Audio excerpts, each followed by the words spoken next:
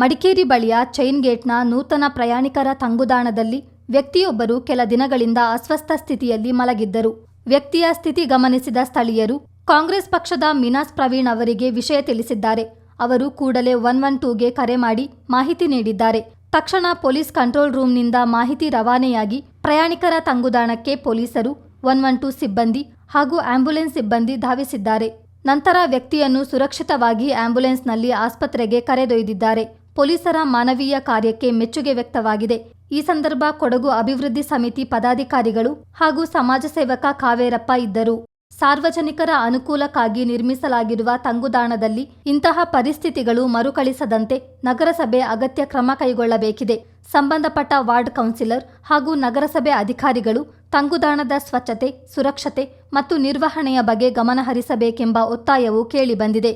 ಚಿತ್ತಾರ ನ್ಯೂಸ್, ಮಡಿಕೇರಿ.